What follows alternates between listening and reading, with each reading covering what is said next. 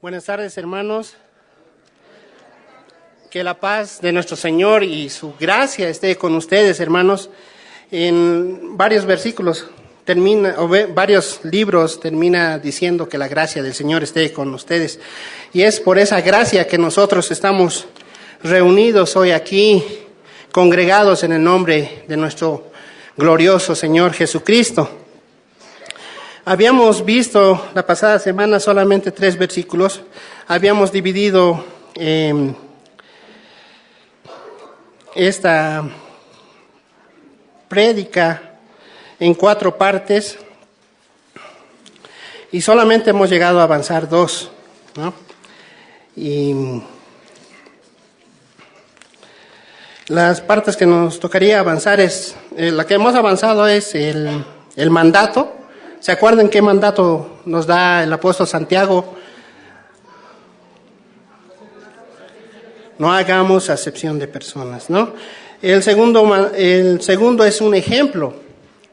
Cuando el mismo apóstol utiliza un ejemplo, y vamos a ver el siguiente ejemplo que nos da, a mi parecer pareciera que fueran extremos de ejemplo, ¿no? Para que no hagamos acepción de personas. Habíamos visto, ¿no?, que si un hombre rico entra con vestiduras espléndidas, con anillo, y le dicen, no, vente aquí, toma el mejor lugar. Y junto con él entra una persona pobre y le dicen, si quieres, estate sentado ahí atrás, o si quieres, ven y siéntate a mis pies. Y habíamos visto esto de las vestiduras, del anillo. ¿Se acuerdan del anillo? Que representa un símbolo de autoridad, y muchos de nosotros que estamos casados tenemos un anillo. Esto no quiere decir que nosotros nos aprovechemos de nuestra condición, ya sea de esposos o de esposas, sino que nos da autoridad. Dios nos da autoridad para cuidar, amar y proteger a nuestro cónyuge, y también enseñar a nuestros hijos, instruir a nuestros hijos en el camino del Señor, ¿no? Eso habíamos estado viendo y bueno, es momento de continuar. Hace tiempo, no sé si han escuchado de un escritor con su seudónimo Pepo. Él escribe en su famoso Condorito, ¿no? Dice que los negros están peleando contra los blancos, ¿no?, en el sur de África, y la pelea es brutal, ¿no? Y de repente se para Condorito y dice, basta de división. Ya no tenemos que estar peleando entre blancos y negros. Fundaremos una nueva raza, dice. Todos seremos verdes. Encuentra aceptación esta proclamación. Todos seremos verdes, sí, ya que no haya negros, sí, ya tampoco blancos, sí, todos iguales, dice. Y dice Condorito y se paran. Bueno, entonces los verdes claro, párense a la izquierda, y los verdes oscuro a la derecha, ¿no? Y ese es el intento de la humanidad por buscar una igualdad dentro de la sociedad. Todo queda en teoría. Hemos visto, ¿no?, en marco de la ley, ¿se acuerdan? Del 045. ¿No? Esos letreritos que dicen ante la ley todos somos iguales, que solamente se queda en una buena intención, pero dentro de la iglesia no debe ser así. Nosotros tenemos que ser iguales, tenemos que considerar tanto al rico como al pobre, ¿no? Salvo la investidura del presidente, ¿no?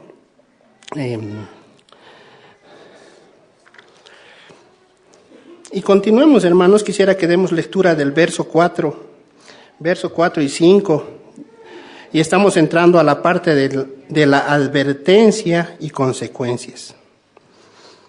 ¿No hacéis distinciones entre vosotros mismos y venís a ser jueces con malos pensamientos?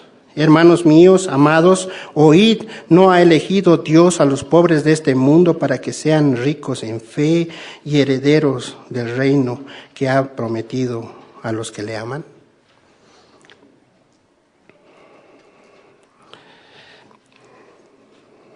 No debería existir ninguna diferencia entre los cristianos. No es compatible, no es disonante si nosotros hacemos excepción de personas.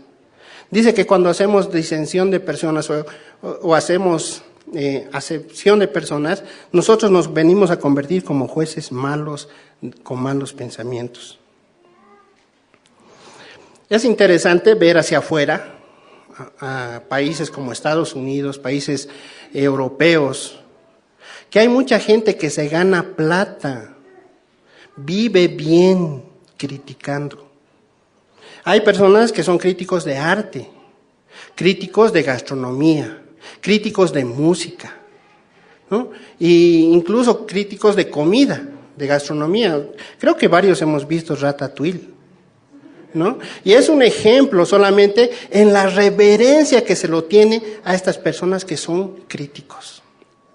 ¿Se acuerdan cuando entra este francés al restaurante? ¿Cómo empiezan a temblar los meseros y los mismos cocineros? Se tiene reverencia ante este crítico. Y ahí están haciendo acepción de personas, porque le dan el mejor lugar, van a preparar lo mejor que tienen para agradar. Lastimosamente creo que muchos aquí en la iglesia están perdiendo dinero porque hay muchos críticos. Probablemente tal vez tendrían su gaceta o su separata en alguna columna de periódico y podrían estar ganando plata solamente por criticar. Muchas veces se critica dentro de la iglesia por las cosas que no se hace. Y cuando se hace, se critica que debería haber sido hecho de diferente manera. ¿No les ha tocado escuchar alguna vez una crítica de estas? Y cada vez que nosotros criticamos, nos volvemos jueces. Porque junto con la crítica vertimos una sentencia. Es así, hermanos, nos volvemos juez y parte. Aquí dice que nos compara incluso con un juez corrupto, que está buscando agradar a un amigo o algún conocido, o recibir un favor por el juzgado. Cuando uno va a juicios, espero que no muchos hemos andado en juicios, gracias a Dios. Yo he tenido la experiencia de ir a un juicio y se me ha preguntado mi nombre, mi apellido, todas esas cosas, para que no me toque alguien familiar a mí, para que este juez no haga distinción de personas. Pero nosotros muchas veces juzgamos con el favoritismo. Depende quién lo ha hecho. ¿Han escuchado ese refrán ustedes, ese refrán popular que dice, una vez al año no hace daño? ¿Han escuchado eso? Y ¿saben qué? Esa es una manera de juzgar y de permitir las cosas. Está bien, una vez al año no hace daño. ¿Te has emborrachado este año? Una vez al año no hace daño. Nosotros, como creyentes, tenemos que aprender a juzgar, no con nuestra opinión, no con nuestro punto de vista, no con nuestra experiencia personal, sino a juzgar por medio de la palabra de Dios. Nosotros somos llamados a ser jueces incluso ante los ángeles. Vamos a juzgar ángeles, dice la palabra del Señor. Y no lo vamos a juzgar según nuestra opinión o lo que yo creo. Vamos a juzgar por la palabra de Dios. Y nosotros podemos juzgarlos los unos a los otros, pero siempre y cuando esté enmarcado en la palabra de Dios. ¿Qué pasa si un hermano está robando? ¿Cuál es nuestro mandato? No hay que juzgar. Has escuchado, el que juzga con la misma vara va a ser medido. ¿Han escuchado así? Y hay muchas personas que dicen, no hay que juzgar. Un rato, sí, tenemos que juzgar, pero juzgar con la palabra de Dios. Ir donde esa persona y decirle, mira, hermano, estás haciendo algo mal y las consecuencias pueden ser muy serias. Puede haber vergüenza para tu familia. Porque muchas veces estos casos de robo se hacen públicos. ¿Y dónde queda la familia? Cuidado, hermanos, que nosotros estemos juzgando como este juez con malos pensamientos. El verso 5 continúa diciendo: hermanos míos, amados, oíd. ¿No ha elegido Dios a los pobres de este mundo para que sean ricos en fe y herederos del reino que ha prometido a los que le aman?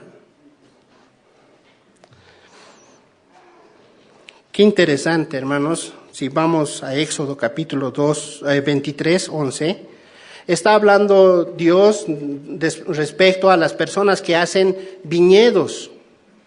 Los viñedos son donde se cultivan las vid, se cultivan las uvas. Y también hay personas que hacen olivares.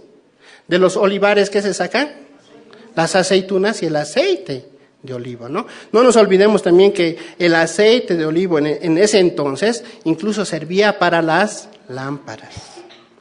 Era algo esencial, ya sea para cocinar o para alumbrar, ¿no? Y aquí en Éxodo 23, 11 dice: mas el 7º año la dejarás libre para que coman los pobres de tu pueblo, y de lo que quedare comerán las bestias del campo, así harás con tu viña y con tu olivar. Ahora, no todos tienen viñas, yo tengo viña. ¿Qué les parece? ¿No? Y saben que tenemos una propiedad de mi mamá, la estamos volviendo a activar. Este año, Dios mediante, estamos plantando nuevas plantas de uva. Vamos a tener que esperar 3 años o 4 años para recoger los frutos, ¿no? Pero estamos empezando ahora a sembrar. Y probablemente no todos están sembrando viñas ni olivares al mismo tiempo. En la antigüedad, cuando Dios da este mandato, seguramente que no todos han sembrado al mismo tiempo viñas y olivares, sino que tal vez lo ha hecho algunos este año, otros lo harán al año que viene y otros lo harán posteriormente. ¿Esto qué quiere decir, hermanos? Que el pobre de ese pueblo siempre va a tener dónde ir a cosechar. Dios tiene un especial cuidado con las personas pobres. En Isaías 29, 19 dice: entonces los humildes crecerán en alegría en Jehová, y aún más los pobres. Y aún los más pobres de los hombres se gozarán en el Santo de Israel.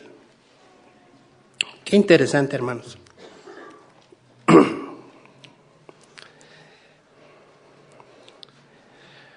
Qué interesante que Dios se vaya identificando con las personas pobres. Si bien hacemos memoria, Jesucristo, ¿dónde llega a nacer? ¿En el mejor hotel? ¿En el César Palace? ¿Dónde llega a nacer? En Belén, en un corral, y su cuna es un pesebre. ¿Por qué razón hace esto? Hemos escuchado a Walter decir, no, ni los cielos de los cielos lo pueden contener a Dios. Y ahora viene y nace en un corral. Y por cuna tiene el plato de un animal. ¿Por qué razón hace esto? Porque se quiere identificar con los pobres. Él busca identificarse con los pobres. Les comento algo que no muchos saben, ni mi esposa sabe. No es grave, no se preocupen. ¿Saben qué? En este bolsillo, en mi bolsillo derecho de mi pantalón, llevo monedas, llevo billetes sueltos, por decir así. En mi bolsillo de mi pierna derecha, o izquierda, perdón, ahí llevo mi billetera, ahorita está en mi maletín. No, ahí llevo generalmente mi billetera y el dinero que es, digamos, entre comillas, lo más fuerte que tengo. Y en mi bolsillo trasero, izquierdo, llevo la plata que no es mía, O sea, lo que voy a pagar, para si me han dado algún dinero que tengo que entregar, en ese bolsillo lo pongo. No trato de mezclar, ¿no? Porque a veces uno mezcla y luego se ven apuros. ¿Saben qué? Tengo una cuenta en el banco. Mi jefe nos ha obligado a abrir una cuenta en el banco porque ahí nos pagan nuestro sueldo. Y hay una experiencia que Jesucristo tiene cuando viene un cobrador de impuestos y se le acerca a Pedro y le pregunta: Pedro, ¿pagan impuestos? ¿Tú y tu maestro pagan impuestos? Sí, pagamos impuestos. Ya, pues entonces cáiganse sus impuestos. Y Pedro dice: Señor, los impuestos. Y seguramente el Señor Jesucristo habrá tomado la cabeza y ha dicho: mira, Pedrito, anda, agárrate una cañita de pescar y vas y pescas. Y en la boca del pez que pesques vas a hallar un estatero, que va a servir para pagar tu impuesto y mi impuesto. Miren, hermanos, Jesucristo, siendo el Rey de Reyes, el Señor de Señores, no portaba efectivo. Era pobre. Cuando los mismos discípulos de Juan el Bautista van y le siguen, le dicen: a ver, vamos a conocer a quién, este es el Cordero que quita el pecado del mundo, dicen, ¿se acuerdan? Cuando Juan el Bautista dice eso y aparece Jesús, y luego vamos a ir a conocerlo, ¿dónde vive? Y se acercan y le dicen: queremos ir a conocer dónde vives. ¿Saben qué? Ni siquiera tengo dónde poner mi cabeza. Las zorras tienen guaridas y yo no tengo dónde reposar mi cabeza. Jesucristo vive una vida pobre. Incluso hasta la tumba que Jesucristo llega a utilizar es prestada. No tenía ni tumba, no había, podemos decir literalmente, él no tenía dónde caerse muerto. Pero Dios tiene un especial cuidado con los pobres. Dios mismo se identifica con los pobres. El verso 6 de Santiago, capítulo 2, dice: pero vosotros habéis afrentado al pobre. No os oprimen los ricos, y no son ellos los mismos que os arrastran a los tribunales. ¿No blasfeman ellos el buen nombre que fue invocado sobre vosotros?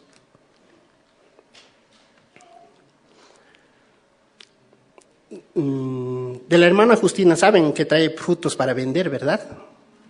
Ella vive en un valle. Aproximadamente ya en este tiempo ya están echando flores las plantas. Ya están echando flores y luego ya va a salir el fruto. Y saben que cuando cae una granizada es lo peor que le puede pasar a un agricultor en este tiempo. Cuando es invierno y están todos los arbolitos palitos, no importa que caiga granizo. Pero este tiempo, que caiga granizo, en el mismo cañón de Cinti, si cayera una granizada, eso va a querer decir que va a quedar zona de desastre, porque va a acabar con toda la fruta que hay que cosechar. He llegado a conocer a una persona tan mala. Él es abogado, tiene plata, probablemente no es el más millonario de La Paz, pero de donde yo vivo es uno de los más platudos que tiene plata, perdón. Y es malo. No puedes decirle nada, te mete juicio y te mete a la cárcel. Ha hecho pelear familias por la herencia. Y cuando llega el momento de cobrar sus honorarios, el otro tipo no tiene efectivo para pagar. Entonces le sigue un proceso y termina casi con la mitad de la propiedad del otro. ¿Y saben qué es tan malo que le han puesto de sobrenombre granizo? Es tan malo que tiene el sobrenombre granizo. Miren, él es rico y se aprovecha de los pobres. No sé si les ha tocado conocer personas así. Personas que creen que por tener dinero o tener influencias pueden pasar por encima de nosotros. Eso no tiene que ocurrir dentro de la iglesia.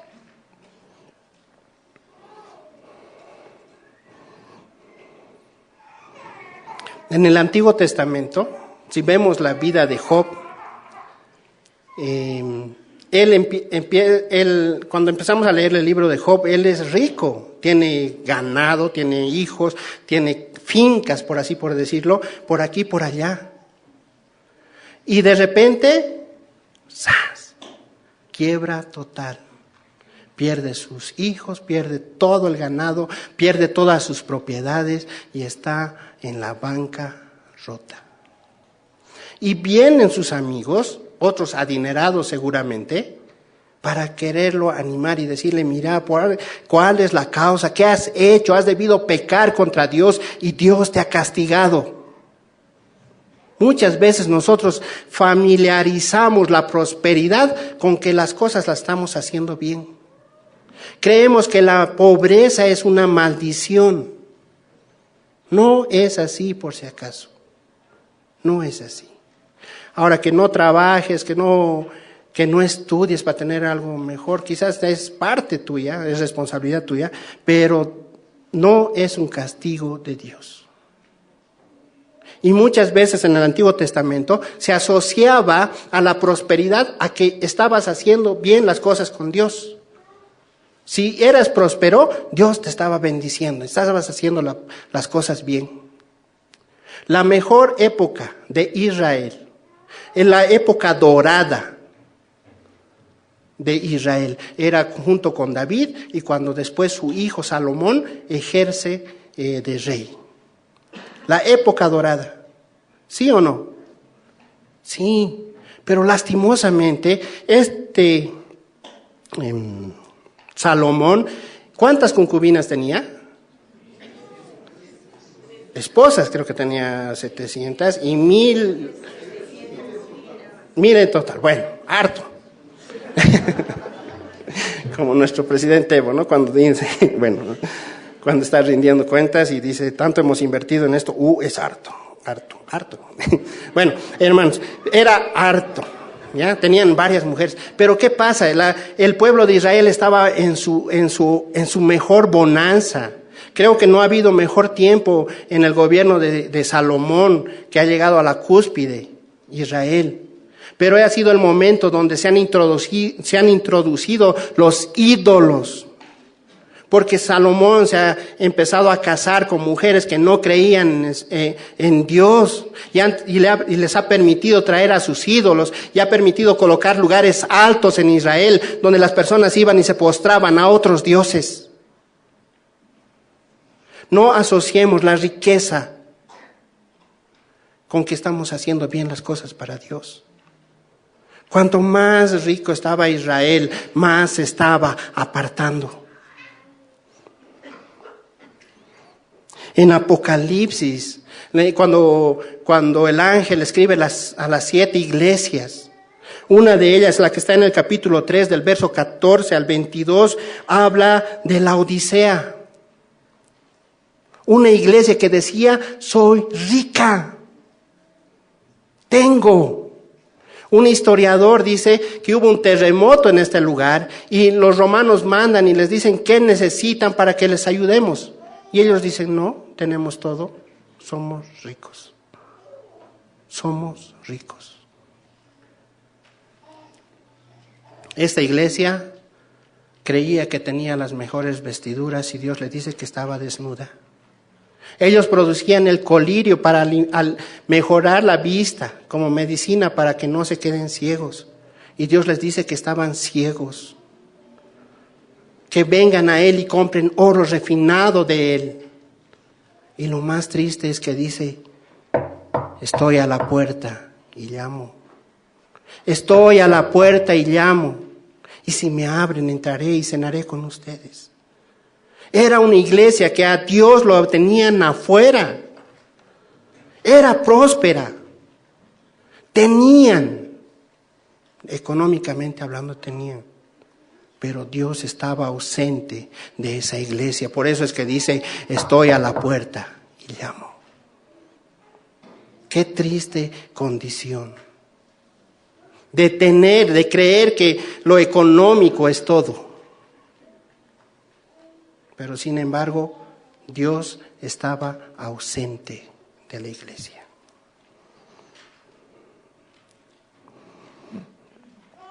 Muchas veces nosotros juzgamos por la apariencia.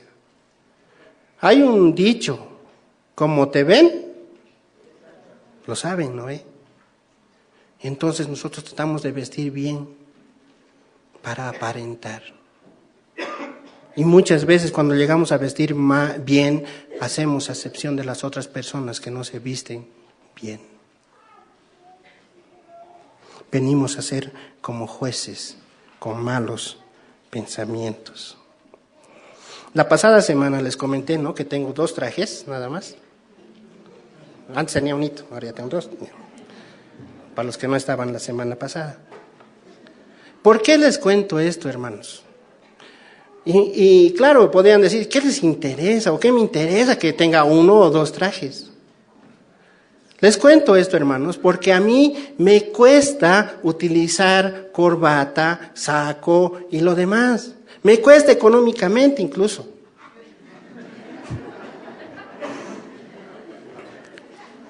Pero yo les comento esto porque para mí ha sido una lucha. Es una lucha. Pero lo hago por el amor del Señor. Y les voy a comentar algo más. Yo soy el último de mis hermanos varones. Y bueno, como algunos saben, yo he nacido allá en Chuquisaca, en un pueblo, Tangamandapio, no mentira. He nacido ahí en un pueblito. Es lindo, me gusta mucho mi pueblo. Creo que cada uno ama su lugar. Y mi papá falleció cuando yo casi tenía 3 años. Tengo una hermana menor. Y todo nos empezó a ir mal. Mi mamá tenía la tienda más grande de Villavesia, con abarrotes, telas. No es como ahora, ¿no? Uno puede ir a comprarse telas de todo precio. Antes no era así. Incluso cuando íbamos nosotros íbamos a entrar al colegio, íbamos a hacernos medir el pantalón y nos compraban el pantalón así de grande. De verdad, hermanos, así de grande. ¿Para qué? ¿Qué hacía mi mamá? Lo revolvía hacia adentro y luego lo cosía. ¿Para que cuando yo crezca, siga utilizando esos pantalones? Y como ven, hermanos, creo que sigo utilizando los pantalones porque no he crecido mucho. Pero esa era la intención. O sea, había muchas cosas que ahora son más fáciles de encontrar. Y entonces le empezó a ir mal a mi mamá. En la viña llegó incluso las langostas en esos años y hizo tabla rasa con todo lo que había en el huerto. Los conejos que teníamos se murieron, las gallinas, los patos que teníamos, los zorros se lo comían o se morían directamente. Mi mamá decidió llevarnos a Potosí. En Potosí estuvimos un tiempo, pero la familia de mi papá, según mi mamá, se lo estaba sacando toda la mercadería. Entonces decide venirse a La Paz. Y nos trae a La Paz. Hermanos, nosotros hemos vivido en un solo cuarto donde era living, comedor y todo. Nos bañábamos en el mismo cuarto, hermanos. Nosotros venimos de un lugar, entre comillas, de cálido, un valle, ¿no? Y muchas veces mi mamá los lunes nos bañaba en el patio, en una batea. Bueno, mi mamá quizás pensaba que lo estaba haciendo bien, pero no se había olvidado tal vez mi mamá de que aquí estamos en la altura y el viento siempre es frío. Aquí no es el viento, no es templadito. Entonces cada vez que nos bañamos para nosotros era una tortura. Sigue siendo. Sigue, ¿no? Entonces hemos conocido nosotros el vivir en un solo cuarto. Hemos conocido, hemos experimentado esto de la pobreza. Y por medio de los testimonios que he ido escuchando aquí en la iglesia, sé que muchos también han atravesado crisis económica hasta el punto de no tener plata para comprar el mercado. Hemos experimentado. Pero gracias a Dios ahora tenemos un poquito más de lo que necesitamos. Pero hermano, esto no quiere decir que nosotros nos creamos más de lo que somos. Quisiera leerles 1 Corintios capítulo 1, versículos 25 al 31.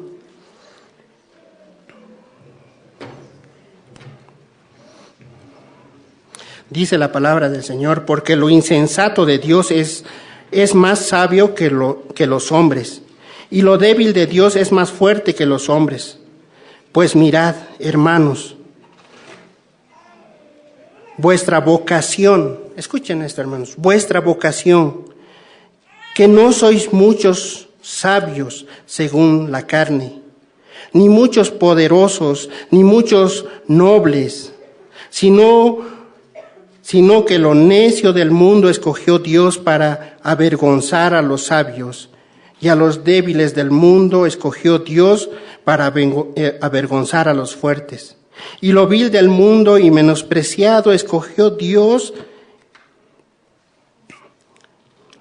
y lo que no es para deshacer lo que es, a fin de que nadie se jacte en su presencia.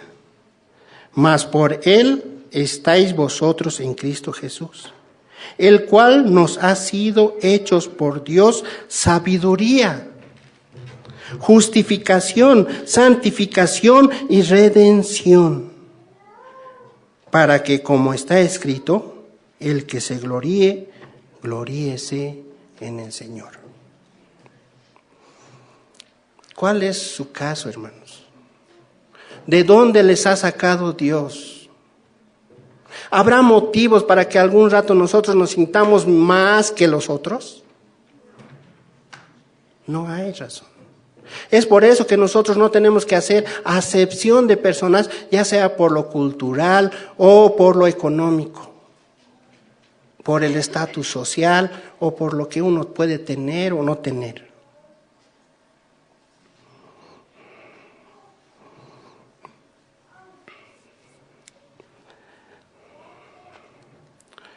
Muchos decimos dentro de la iglesia, hay que hacer grupos por afinidad. Hay que hacer amistad por afinidad. ¿Saben qué, hermanos? Creo que los únicos, cuando deberíamos reunirnos por afinidad es a los que son llamados a evangelizar. Ahí tenemos algo afín, que es el obedecer a Dios, llevando el evangelio de Dios. Algo dentro de los ministerios de la iglesia que deberían juntarse por afinidad son los músicos. Porque ellos son afines, tienen un don. Y tienen que ponerse en contexto, tienen que hacer por afinidad. Pero las amistades dentro de la congregación, hermanos, no es por afinidad. No es por afinidad. Por los servicios que uno presta, sí, por afinidad. Los que tienen don de servicio, por ejemplo, estarán en cargo de ujieres, estarán en cargo de la limpieza y demás cosas. Pero no por amistad, no por estatus. No por la condición económica que lleguemos a tener. No.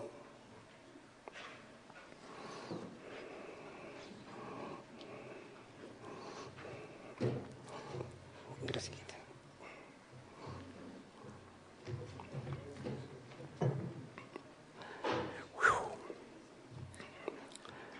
Tanto los ricos como los pobres son añadidos a la iglesia, no por méritos, sino por gracia.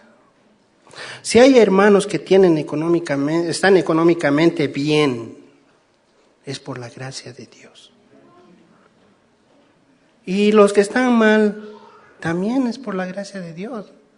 Y saben que no hay el nivel de pobreza, creo, que ninguno de nosotros experimenta dentro de la iglesia, de que no tenga algo que comer. Dios es fiel, siempre es fiel. Y Dios nos provee, aun cuando pan duro nos provee. En los momentos más difíciles de mi familia, de mi mamá, de mis hermanos, Dios siempre ha sido fiel. Siempre esa olla de mi mamá ha estado con comida. Dios es fiel, hermanos.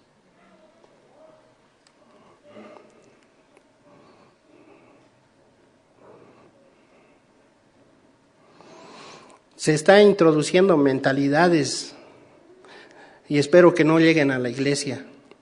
El otro día mi jefe me decía, he estado teniendo problemas, una de mis hijas tiene una infección, mi esposa adolece de dolores constantes, a veces está bien, a veces está mal. Mi Yo mismo he estado resfriado, he estado mal, ¿no? Y claro, cuando uno se enferma tampoco está siempre 100 puntos, ¿no? No puede estar con la sonrisa de oreja a oreja todo el tiempo. Y mi jefe me llama y me dice, Javier, ¿qué está pasando contigo? Te he visto más callado, te he visto más pasivo, me dice. Y le digo, no, tengo problemas. Tengo esto, tengo el otro. Y él me dice, ¿sabes qué? Tienes que saber algo. Yo a mi jefe le he comentado que tengo que ir al alto sí o sí los miércoles. Que máximo me puedo quedar hasta las 6:30 para poder llegar a la iglesia al alto, los estudios de los miércoles. No, y él me dice, ¿sabes qué? Creo que estás dando mucho a tu Dios. Creo que estás dando mucho a tu Dios. Tienes que saber esto, Javier, me dice. No debes nada a nadie. Y si tú estás en paz contigo mismo, no importa lo demás. Me he reído. Se me ha salido una risa de mi boca. Y he dicho, este no conoce a Dios. No conoce lo que Dios ha hecho por mí. No sabe, aunque ya le he hablado del Evangelio, él no sabe porque no ha experimentado lo que nosotros hemos experimentado. Saber que ese niño que ha nacido en un pesebre, en un corral, ha sido crucificado en una cruz. Que ha tenido una vida santa, llena de generosidad. Si leemos Mateo, hermanos, constantemente él dice, sanaba a los enfermos, sanaba a los enfermos. Él todo el tiempo estaba haciendo cosas buenas. Pero este mismo va a la cruz. Este bueno y perfecto hombre va a la cruz. Y va por mis pecados. Y va por tus pecados a la cruz. No le debo nada a nadie. Le debo mi vida a Dios. Mas ya no vivo yo, mas Cristo vive en mí. Lo que vivo en la fe, lo que vivo en la carne, lo vivo en la fe, en el unigénito Hijo de Dios. ¿Sí o no? Cada vez que yo me niego a mí mismo, muero para servir a Dios. Cada vez aquí que los hermanos vienen y comparten la palabra del Señor, ¿saben qué? No es, ya, listo, digo esto, un gestito más y listo. No es así. Conozco, hermanos, ¿cuántas hojas, hermanos? Y escribimos y volvemos a reescribir y volvemos a leer y volvemos a repasar para traer la palabra. Ya no vivo yo, mas Cristo vive en mí. Cuidado, hermanos, que alguien te esté diciendo, ¿qué le debes? ¿A quién debes? Sé libre. Nosotros que somos rescatados por la misericordia de Dios, le debemos la vida a Él. Dios ha dado su vida por nosotros, ahora nos toca a nosotros vivir por Él y en Él.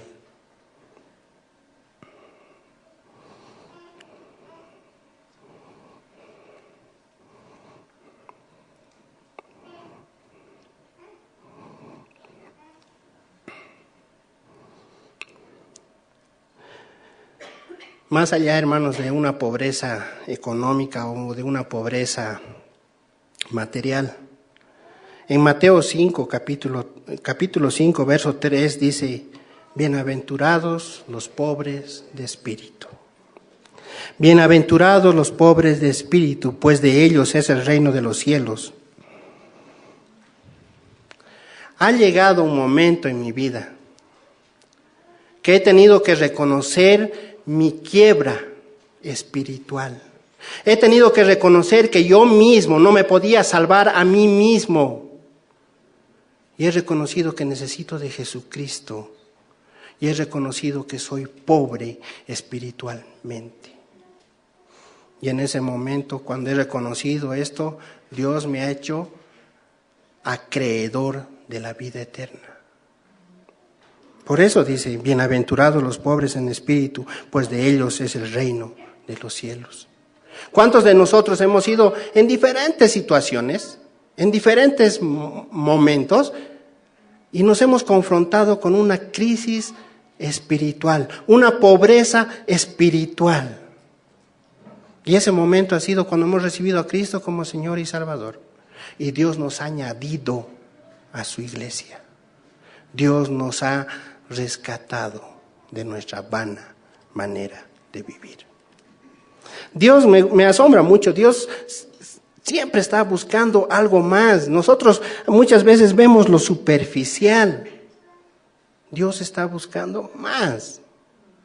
Y al comparar la pobreza material y la pobreza espiritual, prefiero ser pobre espiritual para acceder al reino de los cielos.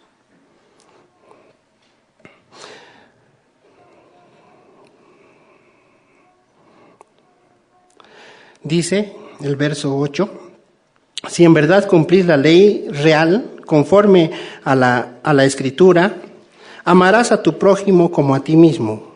Bien hacéis. Pero si hacéis acepción de personas, cometes pecado y quedáis convictos por la ley como transgresor. Porque cualquiera que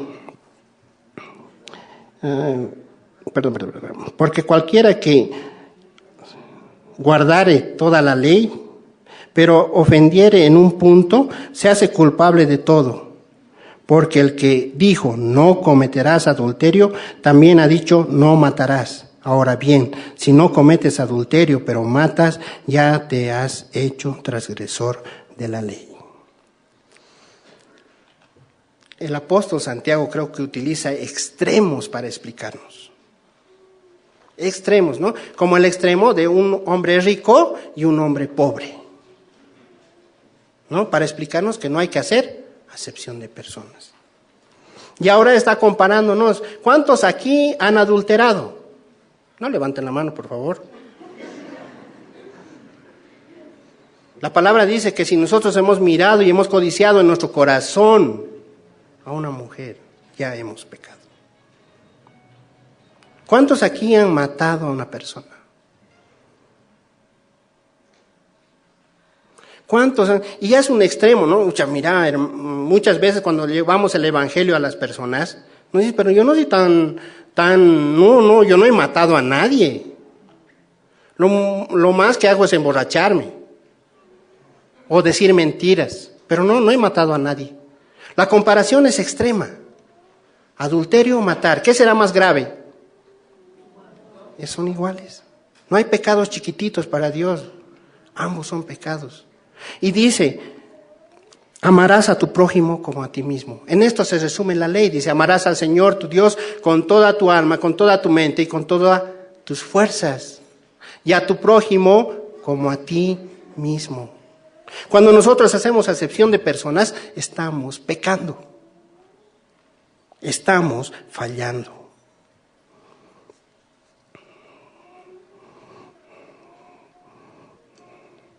¿Cuántos de ustedes les gusta ser menospreciados?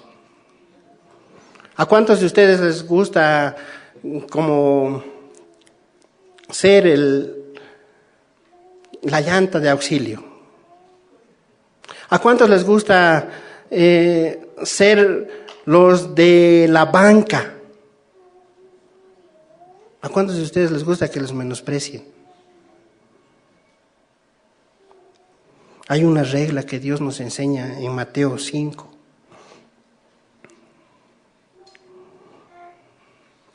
Es en Mateo 7, capítulo 7, verso 12.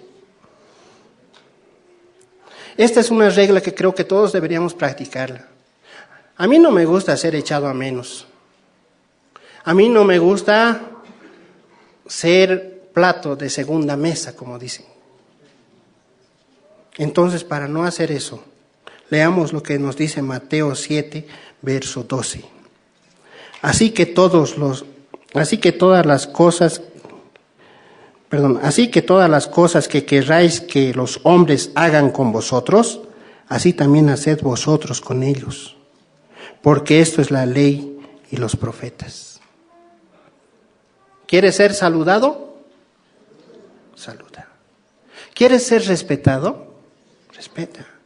¿Quieres ser, no sé, a veces vemos, ¿no? Cuando hay hermanos llegan a la iglesia y hay unos abrazos así, ya no todo así como aplausos, ¿no? ¡Wow! ¿Cuándo me darán una bienvenida a mí así?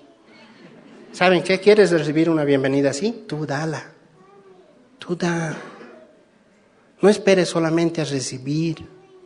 Tú muéstrate amigo. Tú saluda. Tú respeta.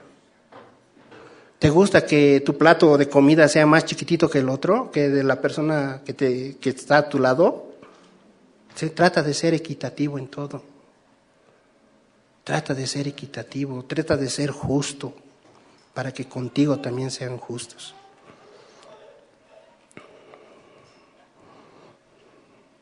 Cuando nosotros hacemos acepción de personas, nosotros mismos nos condenamos.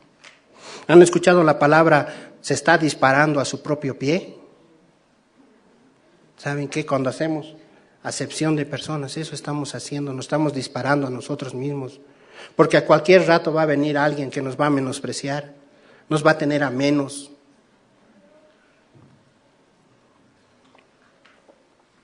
Y si nos toca hacer menos, bien. Pero nosotros sigamos haciendo, dando lo mejor. No hagamos acepción de personas. El cuarto punto, hermanos, para ya terminar. No quiere decir que cierren sus Biblias, cierren sus carteras, pongan sus chamarras y se vayan. Voy a tardar un ratito más. La razón de la igualdad. El verso 12 al 13 dice, si así hablad y así haced, como los que habéis de ser juzgados por la ley de la libertad. Más profundamente esto de la ley de libertad lo van a ver con el hermano que va a continuar este estudio. Porque juicio sin misericordia se hará con aquel que no hiciere misericordia, y la misericordia triunfa sobre el juicio. ¿Qué nos está queriendo decir aquí? Que actuemos con misericordia. Nosotros estamos por pura misericordia aquí. No hay ningún mérito por el cual tú estás aquí. Es por la pura gracia del Señor Jesucristo. No hay nada. Me gusta mucho la historia que cuenta Jesús en el capítulo 18 de Mateo. Dice, Pedro se acerca y le dice, Señor, ¿cuántas veces debo perdonar a mi hermano? 7 veces, como gran cosa. Y Jesús le dice, 70 veces 7. Y por si acaso no es 70 veces 7 en toda su vida, sino que como la Biblia dice, nueva es cada día su misericordia. Entonces 70 veces 7 hay que perdonar. En vano estás rayando tu pared.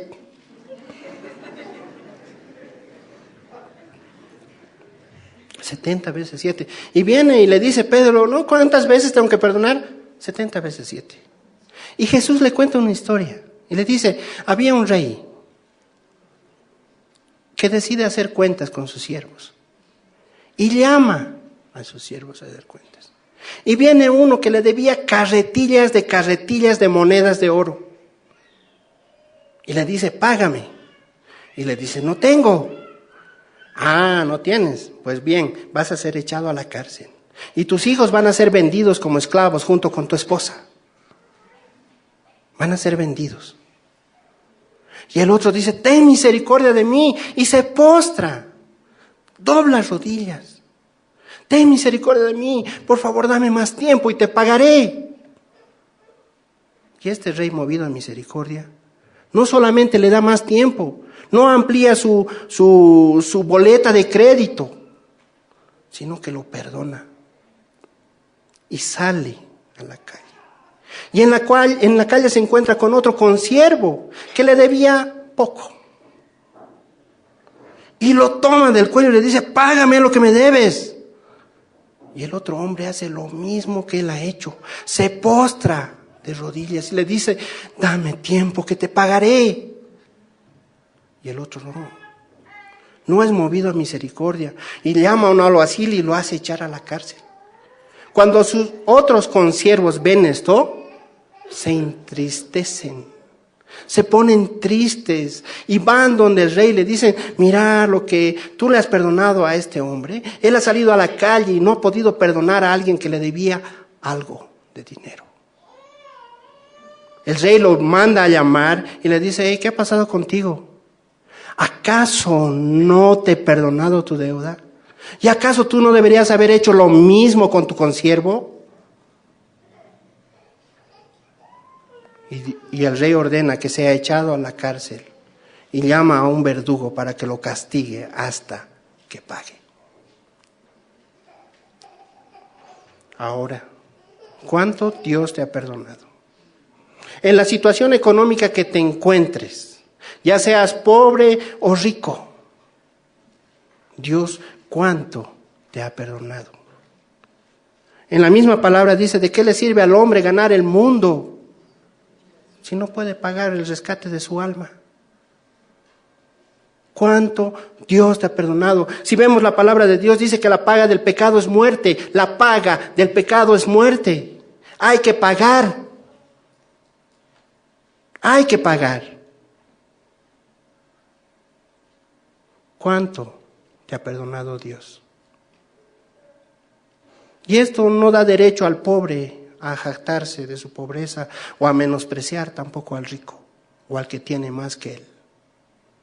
Ni al rico da derecho a que se jacte de su riqueza y menosprecie al pobre. Porque nosotros no estamos reunidos solamente por afinidad, sino estamos reunidos en el nombre del glorioso Señor Jesucristo. ¿Cuánto te ha perdonado? ¿Estás dispuesto a comprar tu salvación? ¿Cuántas carretillas de oro tienes para comprar tu salvación? No tengo. Por eso es que soy pobre en espíritu y acepto el sacrificio que Cristo ha hecho en la cruz por mis pecados. Porque si yo no actúo con misericordia, ¿cómo voy a pedir que Dios actúe con misericordia conmigo? En la misma oración que el Señor Jesucristo enseña a sus discípulos a orar, dice, perdona nuestras ofensas, como también nosotros perdonamos a los que nos ofenden. Si nosotros no apelamos a la misericordia de Dios, ninguno de nosotros puede estar hoy aquí. Y es por eso que todos estamos a un mismo nivel. Como dice esa canción, estamos postrados a la misma altura. A la misma altura, postrados a los pies de Cristo. Aquí no hay más grande ni más alto. No hay ni chico ni enano, porque todos somos iguales ante los ojos de Dios. Y estamos todos a una misma estatura. Y cuando estamos a la misma estatura, es que estamos arrodillados y postrados ante la presencia de nuestro Señor y Salvador. Ante esos pies perforados que los sujetaban en la cruz. Pero más que sujetar los clavos, era el amor, es el amor que siente hacia ti y hacia mí, por la que no bajó Jesucristo de esa cruz. Vamos a orar. Amado Padre Celestial, te damos muchas gracias porque cada vez que nos exponemos a tu palabra, vemos cuánto necesitamos conocerte. Pues todo está escrito. Y gracias, Señor Dios, porque nos los vas revelando poco a poco. Y nos vas mostrando que no debemos hacer excepción de personas, sino animarnos mutuamente para seguir la carrera, puestos en el autor y consumador de nuestra fe, en el Señor Jesucristo. Para ti sea la gloria, el honor por los siglos de los siglos. Amén. Amén. A tus pies, arde mi corazón. A tus pies entrego lo que soy. Es el lugar de mi seguridad, donde nadie me puede señalar. Me perdona. acercaste a tu presencia, me levantaste y hoy me postro a adorarte. No hay lugar más alto, más grande que estar a tus pies, que estar a tus pies.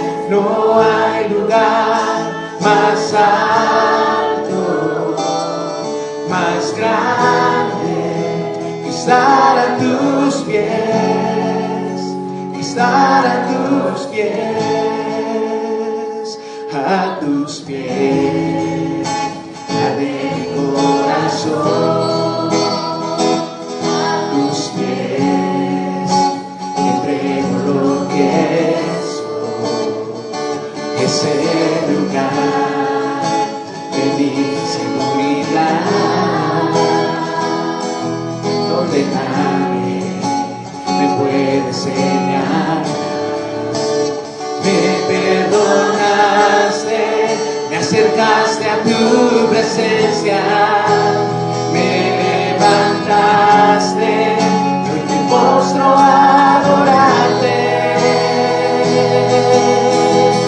No hay lugar más alto, más grande que estar a tus pies, que estar a tus pies. No hay lugar más alto, más grande que estar a tus pies, que estar a tus pies. Y aquí permaneceré, postrado a tus pies. Y aquí permaneceré a los pies de Cristo.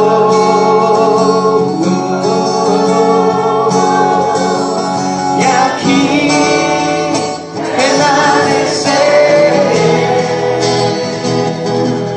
postrado a tus pies. Y aquí permaneceré a los pies de Cristo. No hay lugar más alto, más grande que estar a tus pies, estar a tus pies. No hay lugar más alto, más grande que estar a tus pies, estar a tus pies. No hay lugar más alto, más grande que estar a tus pies, estar a tus pies. No hay lugar más alto, más grande que estar a tus pies, que estar a tus pies. Oh, Señor, estamos a tus pies y te agradecemos, Padre Santo, por esta reunión, porque podemos aprender cada día más de ti, Señor, a depender de ti, Señor, y a saber que todos somos hijos tuyos, iguales delante de ti, porque tú nos has comprado con el mismo precio, con tu sangre, Señor. Alabado y bendito seas, Señor. Queremos estar siempre a tus pies. Gracias, Señor Jesucristo.